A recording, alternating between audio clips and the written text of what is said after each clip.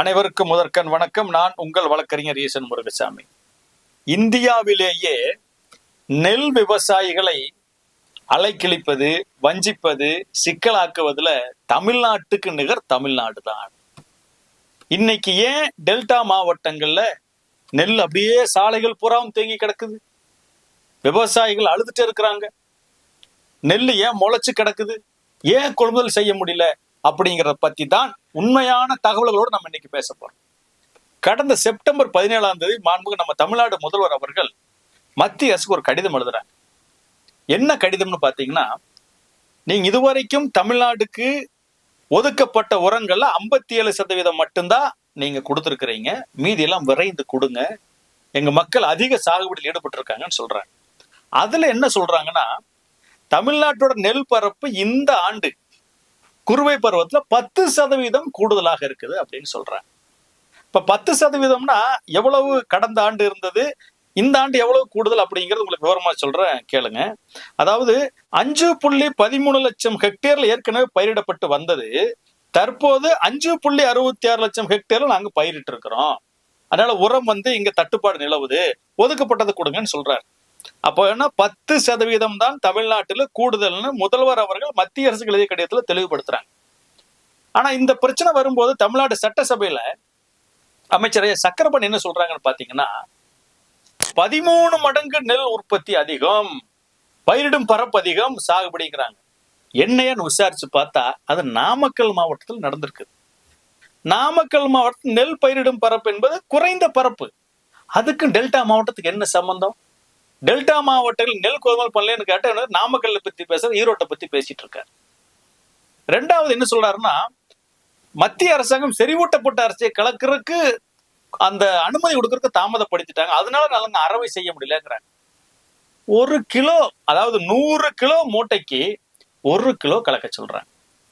அரைச்சு வச்சா கலக்கிறது மிக எளிமை. இப்ப நெல் கொள்முதலுக்கும் ஏன் தாமதம், ஏன் விவசாயிகள் வஞ்சிக்கிறாங்கன்னு கேட்டா, மத்திய அரசாங்கம் செறிவூட்டப்பட்ட அரிசி சொல்ற காரணமும் பொருத்தமானது கிடையாது, அது உண்மையும் அல்ல.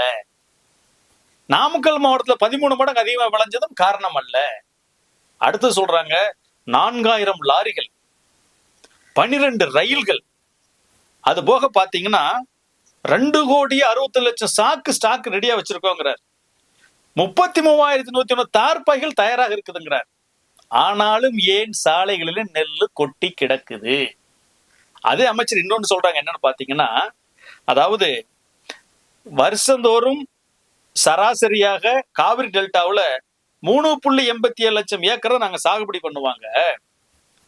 ஆனா இந்த வருஷம் 6.31 லட்சம் ஏக்கர் பண்ணிட்டாங்க. அது கிட்டத்தட்ட சராசரி 3 லட்சம் ஏக்கர் கூடுதல் பயிரிட்டு இருக்கிறாங்க அப்படின்னு சொல்றாங்க.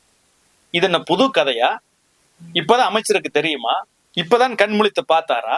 ஏற்கனவே முதல்வர் அவர்கள் மேட்டூர் அணை திறக்கும் போதும் கல்லணை திறக்கும் போதும் இந்த ஆண்டு 5 லட்சம் ஏக்கருக்கு மேல பாசன வசதி நாங்க செய்து கொடுத்திருக்க, விவசாயிகள் பயிரிட போறார்கள், அதற்கான ஏற்பாடுகளை மாநில அரசு தெளிவாக செய்து கொண்டிருக்குன்னு சொல்றாரு.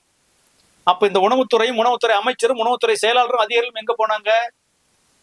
ஆக 1 மடங்கு கூடுதலாக 100% கூடுதலாக இருக்குதுன்னு சொல்லி, உற்பத்தி கூடுதலா இருக்குதுன்னு சொல்லி போட்டு அமைச்சரே சொல்றாங்க. பயிரிடுவதில் சாதனை படுத்திருக்கும் வேளாண்மை துறை சொல்லுது, முதலமைச்சர் சொல்றாங்க. ஆனா உணவுத்துறை அமைச்சர் என்ன பண்றாரு? நெல்லை கொள்முதல் பண்றவரு 1 மடங்கு அதிகமா வந்துருச்சுங்கிறார். அப்போ இதுக்கு என்ன வேலை செஞ்சுட்டாங்க, என்ன திட்டமிட்டு, என்ன ஆலோசனை பண்ணீங்க? இவர்கள் எதுவுமே பண்ணல. என்ன பண்ணாங்கன்னு கேட்டீங்கன்னா, அந்த லாரிக்கான டெண்டர் இறுதி பண்றதுல 2 முறை டெண்டர் ரத்து பண்ணி 3வது முறை தான் கன்ஃபார்ம் பண்றாங்க.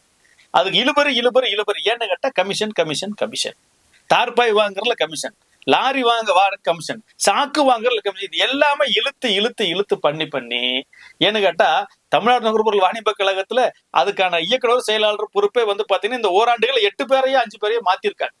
அப்ப அந்த இயக்குனர் யாரெல்லாம் லஞ்சம் வாங்குற கொத்துக்குள்ளே அவங்களை மாத்துறது, இவங்களுக்கு தேவையான தொலை வருது போடுறது, எந்த ஐஎஸ் கிடைப்பாருன்னு பாக்குறது, இதுலயே காலதாமதம் போய் போச்சு. இவர்கள் சம்பாதிப்பதற்காக அதிகாரிகளை மாத்தி போடுவது, கொள்முதல் பண்ணுவது, ஒப்பந்தத்தை ரத்து பண்றது, ஒப்பந்தத்தை நீட்டிக்கிறது, இப்படி இந்த வேலைகளாலேயே தான் நெல் கொள்முதல் கடுமையான தாமதம் ஏற்பட்டது, ஊழலுக்காகத்தான் ஏற்பட்டது. இன்னொன்னு சொல்றாங்க பாருங்க, நாங்க செப்டம்பர் மாசம் கொள்முதல் தொடங்கிட்டோங்கிறாங்க. செப்டம்பர் மாசம் நம்ம விவசாயிகிட்ட பூரா தொடர்பு கொண்டு கேட்டா அவங்க தெளிவா சொல்றாங்க, செப்டம்பர் மாசத்துல இவங்க எங்க நல்லா போட்டாங்க, பூரா வியாபாரிகளை கொண்டு வந்து போட்டாங்க. மூட்டைக்கு 100 ரூபாய் காசு கொடுத்தா பூரா வெளி மாவட்ட நெல், வெளி மாநில நெல் எல்லாம் வந்துருச்சு. எல்லாம் 1200 ரூபாய் 300 ரூபாய்க்கு விவசாயிட்ட அடிச்சு வாங்கிட்டு வந்து 2500 ரூபாய்க்கு வித்துட்டு அவன் காசை வாங்கிட்டு போயிட்டான். நாங்க நெல் இப்பதான் அறுவடை பண்ணி கொண்டு வர்றோம், எங்க நெல் பூரா ரோட்ல கிடக்குது, முளைச்சு கிடக்குது, மழையில நினைச்சு கிடக்குது, எங்களை பாலா போடுறானுங்களே, சாகுபடி பண்ண சொல்லி ரூபாய்க்கு உயிரை வாங்குறான், சாகுபடி பண்ணி நெல்லை கொண்டு வந்தா எங்களை வாழ விடாம சாவடிக்கிறானே அப்படிங்கிறான். நீங்க இன்னொரு கணக்கு பார்க்கணும். வருஷம் 500 பேர் சராசரியாக தமிழ்நாட்டில் வாங்கின கடனை கட்ட முடியும் விவசாயிகள் தற்கொலை செய்து கொண்டிருக்கிறார்கள். இந்த நிலைமை இப்படி இருக்கு. இன்னும் தற்கொலைகளை உள்ள அதிகப்படுத்துறாங்க. விவசாயிகளை சாகடிக்கான வேலைகளை அவங்க தொடர்ச்சியை செய்துட்டு இருக்கிறாங்க. கடந்த 5 ஆண்டுகள் மாட்டீங்கன்னா 840 கோடி ரூபாய் மதிப்பில் நெல் வீணாய் போச்சு. இது அரசாங்கத்தோட அறிக்கை, அரசாங்கத்தோட பதிவு. யோசிச்சு பாருங்க, வருஷத்துல 5 வருஷத்துல 840 கோடி ரூபாய் மதிப்பில் நெல் கொள்முதல் செய்யப்பட்டது, மக்கள் வரி பணத்தை எடுத்து கொள்முதல் செய்யப்பட்டது வீணா போச்சு, முளைச்சு போச்சு, பயன்படுத்த முடியாம போச்சு. அப்ப எவ்வளவு வீணடிச்சிருக்கிறாங்க. அப்ப 1 மடங்கு நெல் உற்பத்தி அதிகமா இருக்குது இல்ல. அப்ப வெறும் 1800 நேரடி நெல் கொள்முதலத்துல வச்சு மட்டும் எப்படி நீங்க கொள்முதல் பண்ணுவீங்க? ஆக நேரடி கொள்முதலத்தை இன்னொரு மடங்கு அதிகப்படுத்தி இருக்கணும்ல. 1800 3600 ஆக்கி இருக்க வேண்டாமா? அது எப்படி 1800ல கடந்த ஆண்டு நாங்க திறந்திருக்கிறோம், இந்த ஆண்டும் அதுதான் திறந்திருக்கிறோம்னா, அப்போ 1 மடங்கு நெல் உற்பத்தி அதிகமா இருக்கும்போது நீங்க என்ன பண்ணிருக்கணும்? இன்னொரு 1800 பண்ணிருக்கணும். தற்காலிக நெல் கொள்முதலத்தை உருவாக்கி இருக்கணும்ல. இதுல வேற இன்னொரு கம்பி கட்டுற கதை வேற சொன்னீங்களே, நாங்கள் நடமாடும் நெல் கொள்முதலத்தை வச்சிருக்கோம். நடமாடும் நெல் கொள்முதல் எங்கேயா போச்சு? ரோட்ல கிடக்கிறத போய் கொள்முதல் பண்ண மாட்டேங்களா? ஆக ஒட்டுமொத்தமாக தமிழ்நாடு உணவுத்துறை அமைச்சர் ஐயா அவர்கள், சக்கரபாணி அவர்களும் தமிழ்நாடு அரசும் என்ன பண்றாங்கன்னா, நம்ம எளிமையா சொல்லுவோம் பார்த்தீங்கன்னா, கம்பி கட்டுற கதைகளை செய்து கொண்டிருக்கிறார்கள். இந்த கம்பி கட்டுற கதை மட்டும்தான் நடக்குது, வேற எதுவுமே நடக்கல. சட்டசபையில் சொன்னது பொய்யான தகவல், அறிக்கைகள்ல பொய்யான தகவல், அப்புறம் எல்லாமே எங்க மேல எந்த தப்பும் இல்ல, விவசாயி மேலதான் தப்புங்கிற மாதிரி ப்ரொஜெக்ட் பண்ணாங்க. இப்ப மூட்டைக்கு 50 ரூபாய் கொடுத்தா வெடிய பிடிக்கிறாங்க. இப்ப கேட்ட என்ன சொல்றாங்க, மாலை 6 மணி வரைக்கும் பிடிச்சிட்டு வந்து நாங்க இரவு 8 மணி வரைக்கும் நீட்டிச்சிருக்கோம்னு சொல்றாங்க. 50 ரூபாய் கொடுத்தா வெடிய பிடிக்கிறா, 100 ரூபாய் கொடுத்தா நம்ம இடத்துல வந்து எடுத்து போட்டு போயிட்டு இருக்கிறா. இது கூட அமைச்சருக்கு தெரியாது. ஆக இவர்கள் நெல் கொள்முதலை விவசாயிடம் மூட்டைக்கு 50 ரூபாய் வாங்குறதையும் ஒழிக்கல, லாரி வாடகையில ஊழல், சாக்கு கொள்முதல்ல ஊழல், தார்பாய் கொள்முதல்ல ஊழல், இப்படியே ஊழல்னு போய் இவர் ஊழலுக்காகத்தான் விவசாயிகளை வஞ்சித்திருக்கிறார்கள். இது செயல்படாம இருக்குது. மிக மிக மோசமான நிர்வாகம். ஆக எல்லாமே முதல்வர் அறிக்கை விட்டு எல்லா துறையிலும் உற்பத்தி அதிகம்னு சொல்லி போட்டு அந்த உற்பத்திக்கு தகுந்த கொள்முதலை ஏற்படுத்தியது யார் குற்றம்? உணவுத்துறையோட குற்றம், அமைச்சர் சக்கரமணி அவர்களுடைய குற்றம். ஏன்னா அவர் என்ன இத்தனை விவசாயிகள் பாதிக்கப்பட்டிருக்கும் போது முதலமைச்சர் அவர்கள் இன்னும் அவர்களை ஏன் அந்த பதவியில் விட்டு வச்சிருக்கிறாங்க? ஏன் அந்த துறையில விட்டு வச்சிருக்காங்க? ஒரு அதிகாரி மீது நடவடிக்கை எடுத்தீங்களா? விவசாய சங்கம் நாங்கள கதறோம், உற்பத்தி அதிகம், நெல் வரப்போகுது, மழை வரப்போகுது, பாதிக்கப்பட போறாங்க, நெல்லை கொள்முதல் பண்ணுங்கன்னு சொல்லிட்டே இருக்கிறோம். யாராவது மாவட்ட ஆட்சியர், ஏதாவது உணவுத்துறை அமைச்சர் காது கொடுத்து கேட்டீங்களா? வழக்கமா எதை சொன்னாலும், உண்மையை சொன்னாலும், ஆதாரத்தோட கொடுத்தாலும் கம்பி கட்டுற கதைகளை, கம்பி கட்டுற பதிலு இதையே தான் சொல்லிட்டு இருக்கிறாங்களே. உண்மையாக பேசுவதற்கு தமிழ்நாடு அரசும், வேளாண்மை துறையும், உணவு கொள்முதல் துறையும், தமிழ்நாடு நுகர்பொருள் வாணி மக்களும் தயாராகவே இல்லை. பொய்யான தகவலை சொல்லிட்டு இருக்காங்க. இதனால என்னன்னு பாத்தீங்கன்னா, இப்போ ஒரு குவிண்டால் 2500 ரூபாய்க்கு விற்க வேண்டிய விவசாயி இன்னைக்கு 1400 ரூபாய், 1500 ரூபாய், 1600 ரூபாய்க்கு வெளியில அடிமாட்டு விலைக்கு வியாபாரிகளுக்கு வித்துட்டு இருக்கிறாங்க. இவங்க இப்படியே வியாபாரிட்ட காசு வாங்கிட்டு நெல்லை கொள்முதல் பண்ணாத, இழுத்தடி, இவனை சாகடி, இவன் நோகடி, இவன் நெல் முளைச்சு போட்டு கொள்முதல் பண்ணாதுன்னு சொல்லி காசை கொடுத்து வச்சிடுறது. இங்க வியாபாரிகள் குறைச்ச விலைக்கு அடிமாட்டு விலைக்கு வாங்குறது, வாங்கிட்டு அதே வியாபாரிட்ட மூட்டைக்கு 50 ரூபாய் கூடுதலாக்கி 100 ரூபாய் சேர்த்து வசூல் பண்றது. இந்த வேலை தான் போய்கொண்டிருக்குது. இவனுக்கு சம்பாதிக்கிறக்காக விவசாயிகளை சாகடிச்சுட்டு இருக்கிறானுங்க. ரெண்டாவது பாத்தீங்கன்னா, குறுவை பாதி இடத்துல அறுவடை செய்ய முடியல, அறுவடை செஞ்சதை கொள்முதல் பண்ண முடியல. இன்னைக்கு எல்லாம் மழை பெஞ்சு பூரா நலஞ்சு எடுக்குது, படுத்து கிடக்குது. சம்பா பண்ணுவங்களுக்கு எல்லாம் பாத்தீங்கன்னா 1 அடியில தண்ணி பூரா வயல நின்று தேங்கி கிடக்குது. அவ்வளவு இத்து அழுகிட்டு இருக்குது. காரணம் என்னன்னு பாத்தீங்கன்னா, இந்த CD வாய்க்கால் பூரா தூர்வாரவே இல்லை. தூர்வார டெண்டர் பூரா யாருக்கு கொடுத்தாங்க? ஒன்றிய செயலாளர், மாவட்ட செயலாளர், வட்ட செயலாளர் கொடுத்துட்டு போயிட்டாங்க. அவ என்ன பண்ணாங்க? 1 கிலோமீட்டர் டெண்டர் எடுத்தா ஒரு 1/4 கிலோமீட்டர் வாங்கிட்டு அப்படியே வேளாப்பில் இழுத்துட்டு போட்டு கடமை கணக்கு வாங்கிட்டு போட்டோ எடுத்து போட்டுட்டு 4 விவசாயிட்டு அவங்க கட்சிக்காரன் கூப்பிட்டு கையெழுத்து வாங்கிட்டு டெண்டர் பணிகள் சிறப்பாக முடிக்கப்பட்டது, சிறப்பாக தூர்வாரப்பட்டது போயாச்சு. அப்ப தூர்வாரத்துல ஊழல், நெல் கொள்முதல்ல ஊழல், இன்னைக்கு பாதிக்கப்பட்டு நிக்கிறது விவசாயி. மாண்புமிகு தமிழ்நாடு முதல்வர் அவர்களே, நானே டெல்டாக்காரன், நான் தான் டெல்டா அப்படின்னு சொன்னீங்களே, இன்னைக்கு டெல்டா பால்டாயிலை குடிக்க வேண்டிய சூழ்நிலை இருக்குது. தயவு செஞ்சு காது கொடுத்து கேளுங்க. ஒரு விவசாயிகள் அழுதா நாடு தாங்குமா? விவசாயிகள் அழுதா நாடு தாங்குமா? இந்த தமிழ்நாடு வளர்ந்துருச்சு, பொருளாதார வளர்ச்சியில் எங்கேயோ போயிடுச்சுங்கிறீங்களே, விவசாயியோட தற்கொலையில் உயர்ந்துட்டு இருக்குது. அதை நீங்க பார்க்க வேண்டாமா? உற்பத்தி செய்ய சொல்லி விவசாயிகள் நிர்பந்தம் பண்றீங்களே, விவசாயிகளுக்கு கொள்முதல் என்னையா பண்ணீங்க? 2021 சொன்னீங்க தேர்தல் அறிக்கையில், நான் வந்தா 2500 குண்டாலுக்கு தருவேன்னு. 2021 வந்தையும் கொடுத்துருக்க வேண்டாமா? எப்ப கொடுத்தீங்க? 2025 4.5 வருஷம் கழிச்சு கொடுக்குறீங்க. ஐயா, தமிழ்நாட்டை விட பொருளாதார வளர்ச்சியில 30 வருஷத்துக்கு பின்னாடி இருக்கக்கூடிய சத்தீஸ்கர், ஒரிசாக்காரன் தர்றான். மத்திய அரசு கொடுக்கறத விட 731 கூட தர்றான். இதை விட 50% உற்பத்தி செலவு குறைவா இருக்கக்கூடிய சத்தீஸ்கர்ல, ஒரிசாவில் இருந்து 3100 குவிண்டலுக்கு அந்த விவசாயிகள் வாங்குறாங்க. 50 ரூபா லஞ்சமும் கிடையாது. நீங்க இன்னொன்னு பார்க்கணும், சத்தீஸ்கர்ல மட்டும் 1.5 கோடி மெட்ரிக் டன் நெல் கொள்முதல் 3 மாசத்துல முடிச்சிடுறாங்க. இங்க வருஷம் பூரா சேர்ந்து தமிழ்நாட்டுல சராசரியா 45 லட்சம் மெட்ரிக் டன் தானுங்க. அப்ப 2 மடங்கு கொள்முதல் பண்ற சத்தீஸ்கர் 3 மாசத்துல. அந்த மாநிலம் எங்க? அடிப்படை கட்டமைப்புகள் எங்க? உட்கட்டமைப்புகள் எங்க? தமிழ்நாடு எங்க இருக்குது? இவளுக்கு டெல்டாவில் போய் சிப்காட் போடணும். தஞ்சாவூர்ல ஒரு சிப்காட் வேணும், திருவாரூர் ஒரு சிப்காட் வேணும், நாகப்பட்டினம் ஒரு சிப்காட் வேணும், மயிலாடுதுறையில் ஒரு சிப்காட் வேணும். மாவட்டத்துக்கு சிப்காட் போட்டு நிலத்தெடுக்கிறதுக்கு நிதி ஒதுக்கக்கூடிய அரசாங்கம் தார்பாய் வாங்க நிதி ஒதுக்குச்சா? கொள்முதல் பண்ற நெல் ஒதுக்குச்சா?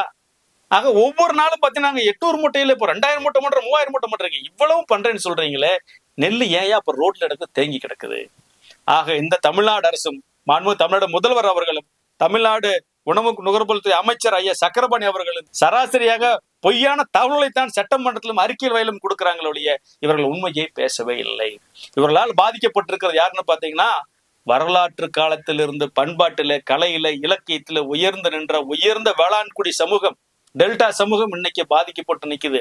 ஐயோன்னு அலைஞ்சிட்டு இருக்குது. இவர்கள் வந்து 5 வருஷத்துலயும் பாத்தீங்கன்னா காப்பீட்டு பணமும் உறுதியா கொடுக்கல, நிவாரணமும் உறுதியா கொடுக்கல. இப்ப மழை பெஞ்சு வேற அழிஞ்சிட்டு இருக்குது. என்னதான் பண்ணுவாங்க இந்த விவசாயிகள்? நீங்க உன்னை கவனிச்சு பாருங்க. மாண்புமிகு தமிழ்நாடு முதல்வர் அவர்கள் ஆகட்டும் சரி, ஒரு ஊருக்கு போறாங்கன்னா வெடிகிறதுக்குள்ள அந்த ஊர்ல கொடியை கட்டி, தோரணத்தை கட்டி, பந்தல போட்டு மிகப்பெரிய விழாவை ஏற்பாடு பண்ணிடுறாங்க. ஒரு இரும்பு தூண்கள் நிறுத்துறாங்க, அதுக்கு மிகப்பெரிய கெட்டி தார்பாயை போடுறாங்க. ஒரு அழகான மலையில நடையாத நிழலுக்கு தரக்கூடிய 10,000 பேர் 20,000 பேருக்கு வரக்கூடிய பந்தல் ரெடி ஆகுறது.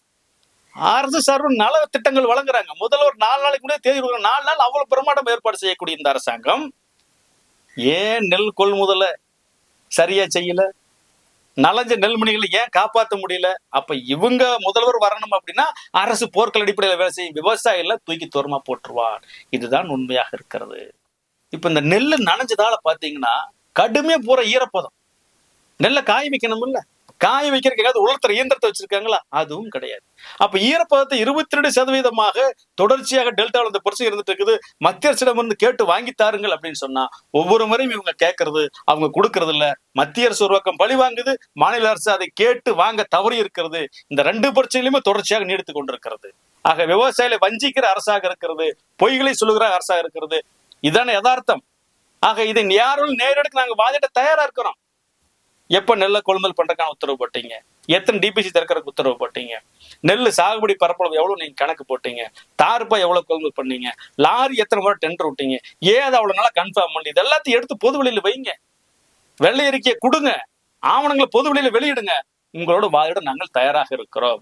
ஆக நாங்கள் வேண்டுமென்ற குற்றம் சொல்லவில்லை, உள்நோக்கத்தோடு குற்றம் சென்று உள்ளதை சொல்கிறோம், உண்மையை சொல்லுகிறோம், ஆதாரத்தோடு சொல்லுகிறோம். இந்த அரசு நெல் கொள்முதலில் இந்த ஆண்டு மிக கடுமையாக தோல்வி அடைந்திருக்கிறது. அதற்காக விவசாயிகள் உரிய நேரத்திலே உரிய பதிலடியை, தரமான சம்பவத்தை சிறப்பாக செய்வார்கள் என்பதை இந்த காணொலி வாயிலாக நாங்கள் தெரிவித்துக் கொள்கிறோம். நன்றி, வணக்கம்.